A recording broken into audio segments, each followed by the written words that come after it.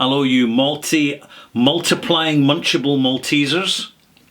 I'm Ralphie, welcome to the Bothy, welcome to the little home in the Irish Sea of whisky reviews and other quality spirits. But primarily whisky, Scotch whisky. That's what I kind of focus on, because frankly that's what I know most about. And a big thank you to Sharif I for providing the malt mention, because all my reviews start with a malt mention. In other words, a little 2 or 3 word phrase with each word starting with the letter M. And I just say malty, MMM or MMMM or something like that. That's what's called a malt moment. But it's the start of a bigger malt moment.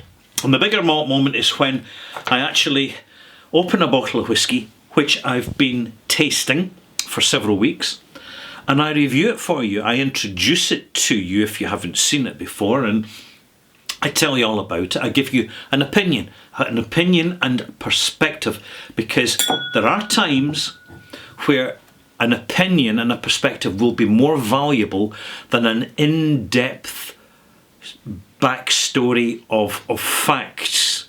So rather than giving you a whisky review in which I tell you the size of the stills and the location and when the distillery was started and who works there and what's their experience and all the rest of it, I keep it kind of fairly simple and focus on the smell and the taste, because ultimately that's what we're actually buying. That is why we're invested in spending our money on a bottle of whisky, to get the calibre of the experience of smell and taste.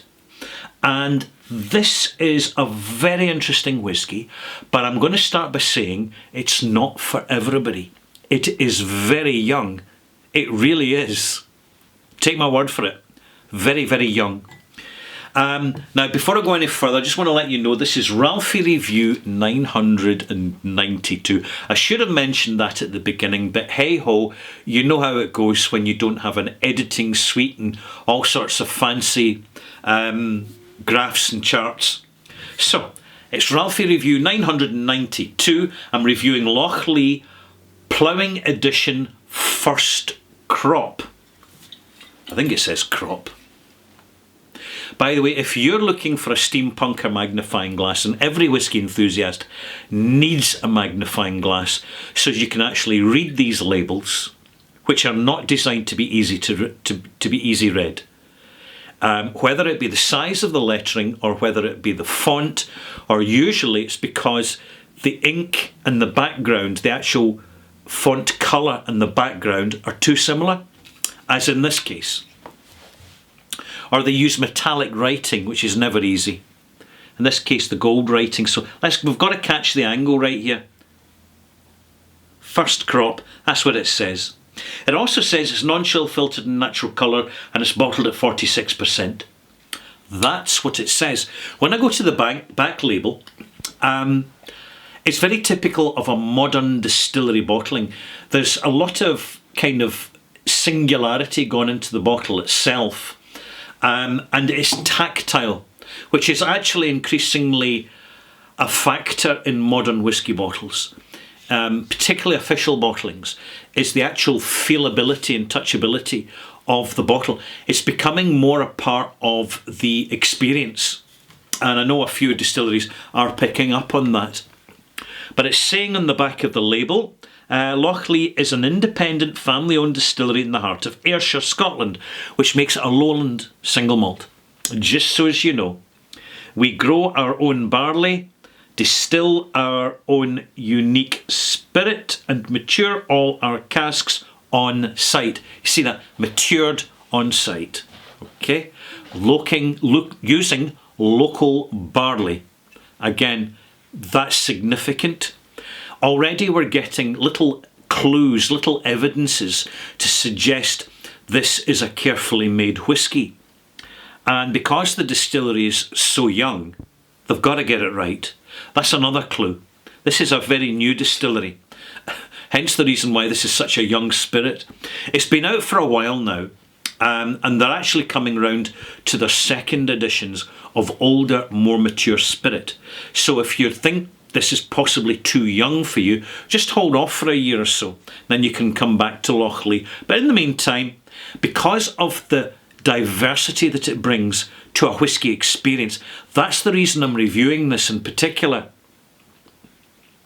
And it goes on to say, we are focused on crafting an outstanding whisky for everyone to enjoy. Our local ingredients, process and maturation combine to offer a distinctive style of Scotch whisky that we love and hope you will too. There we go. And it finishes by saying, distilled, matured and bottled in Scotland. And it does say somewhere, I think it says in the box, it says in the front label, even better, that's much more useful. Matured in ex-Islay barrels and peated quarter casks. Right, there's a clue, valuable clue. Very young whisky, quarter casks. Quarter casks, smaller casks. The surface to ratio is far greater of content to vessel. The result is an acceleration in maturation. Also, they're saying they're ex-peated. Now, the rumour mill says they're ex-Laphroaig casks, and I don't see any reason to doubt that for 1 minute. So what we have is a peatiness not coming from the barley necessarily, but coming from these quarter casks. So what is the result? And by the way, this is 3, perhaps 4 years old. That's how young, that's how fresh it is. And for many whisky drinkers who are more conservative, they're going to say, hey, see, for the price, it's too young. It's not ready yet. And that's fine, just leave it a few more years. I anticipate that the quality of this brand will maintain itself quite comfortably because the people involved in managing this distillery operation are highly experienced within the whisky industry, and experience really, really matters. It's very important. So are we just a gentle stroll around the glass? We're not going to rush it, even though it's a feisty young whisky. And oh, aromatic, slightly vanilla eau de cologne. Glochengas eau de cologne. Now, eau de cologne it's a German perfume that is made by combining lavender and rosemary, and it gives this very unique, fresh, almost vegetal, floral, citrus note, which is quite unique and distinctive, and I'm getting it here in this glass.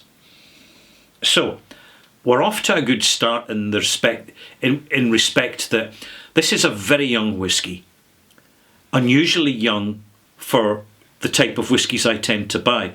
I prefer whiskies that are over 8 years old, but I'm intrigued to see how good a really young whisky can be, and I'm intrigued to actually engage with the sort of experience that it brings. So when you nose it, eau de cologne, wonderful natural colour. You can see there's no caramel in that. Very refreshing. So it's not being faked up in any way. Wonderfully soft spirit. There's no edge, there's no sharpness, there's no heat on the nose at all. There's no prickle, alcohol prickle. Bear in mind, this is bottled at 46%. It's seriously well made stuff. These are slow stills and narrow cuts, right? So, see next time you're at a distillery, if you can speak to a distiller about it, you will learn more from a distiller than you will ever learn from a department, or someone in an office. You need to speak to the people who actually do the job hands-on. This is another reason to visit. When you are visiting distilleries, visit the smaller ones, as recommended online by whisky aficionados. That matters. Taste. 46%. Beautifully clean. You could easily drink this neat. Beautifully clean. Simple. It's slightly spicy, vanilla, soft, almost shortbread grain cereal note. There's a bit of, I notice a sort of, it's almost a grappa, a good Italian grappa, to which a touch of grapefruit limoncello's been added, if that makes sense to you. It's beautifully clean spirit. In fact, if anything, it's almost too clean, it's almost too well made. And you're wondering, how long before the casks swamp this? But I'm sure they have enough experience that they're going to tailor their spirit to suit the age that they require in the casks. That is a real skill, something you very rarely hear about. I'm going to add some water to this. But funnily enough, I'm not adding much. When I say it tastes like a grappa, I could also say it tastes like a European eau de vie.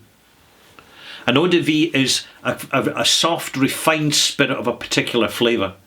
And this is what this is. Rather than the conventional benchmark bearings of a whisky, this is more like a rested eau de vie that's had some very sympathetic, slightly understated cask engagement with just enough peat to give it more character and personality. But as for being a specifically peated whisky, there's none of that.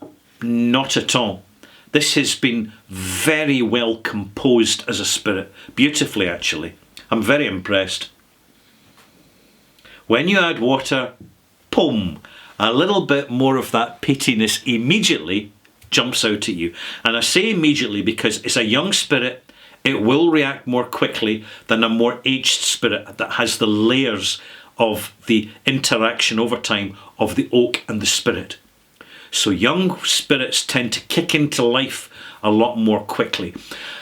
I have to say, I recommend this if you're a real whisky head.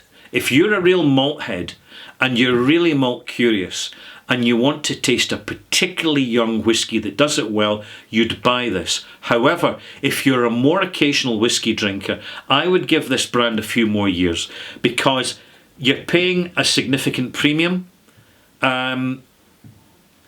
for such a young spirit. But it's very interesting. Very interesting indeed. And I must commend Lochleigh for not just trying to jump in too quick, because with the quality of the spirit they could have put out a raw British spirit or a cleric or a non-whisky with no problem, but they've just chosen to wait till it can be legally defined as a whisky, having matured for 3 complete years in the cask. And now you're getting something, it's again that there's almost a grapefruit jam marmalade conserve note and a soft, delicate powdered ginger. Certainly some very integrated vanilla, soft spice dominated by vanilla going on in the background. Wonderfully complex for something so young. I'll have another taste now. I've added water before I give the mark. Arrival, much bigger, more definable, distinctive peat blast. But the peat is so well integrated with the brulee, soft, biscuity grain notes of the malt that it actually extends the arrival. And then the development is very subtle, but also quite simple, because it's such a young whisky. You've got a little bit of lemon curd, it's lemon cheese, you might also notice that, grapefruit conserve, mild grapefruit conserve, so you've got that nice tangy little citrus note. There's also something like, almost I would call it caramelized, soft caramelized pineapple, and there's this in the background, almost as a backdrop, you've got this vanilla note. And then to the finish is soft and clean, it's simple and elegant, very refreshing. It's a very different style of single malt whisky. Very different. Years ago, they would never even have considered putting whisky out this young because there was no demand for it. People wouldn't accept it. And yet, at the same time, whiskies at 5 years old and 8 years old were actually the normal. Single malts, that is. Macallan did 5 to 8 year old single malts. And so did certainly the Islay distilleries. Talisker did it. Lagavulin, yeah. What an intriguing experience. But this is one for the specialist. This is one for the real malt anorak who's got significant budgets. I would say that this is one for a whisky club to buy and share around. And also keep hold of the bottle, never finish it. Because it's really young whisky. It won't oxidise terribly quickly. It'll hold its integrity reasonably well if you store it carefully. And if you buy a bottle of Loch Lee in the future, you're really going to see, tangibly taste glass side by side, the progress of careful, monitored maturation. I have great expectations for this whisky in the future. At the moment, I'm going to give it 80. And I'm giving it 80 out of 100 because it's particularly young. And therefore, it's not going to appeal to your regular and occasional whisky drinker. This is definitely one for the specialist and the curious. It's a malt mark, of course, an integrity malt mark. 80 is a good mark. 50 is a bad mark. 80 is a good mark. 90, you're going to see, those are going to be very rare now, because generally, I anticipate in the future somewhere a whisky's being made right now which is going to be absolutely stunning and it's one of the finest ever created. I don't know where. It might not necessarily be in Scotland. But that'll be the 90 or the 92 or 94. And remember, no whisky's perfect. So no whiskies anymore. No whiskies over 98. I doubt I'll ever review a whisky over 95 again. Extremely unlikely. Because I don't want to over reward a decent whisky. I don't want to overstate it. And I'm kind of mindful, as my palate simply gets more experienced, it's just time to just ease off these generous marks. And certainly, if you're seeing a whisky chill filtered, caramel loaded, you're going to see more and more marks in the 70s. And some will be in the 60s. That's only a matter of time. I hope you've enjoyed this. I'm Ralphie. When you come back for Ralphie Review 992 Extras, I'm going to talk about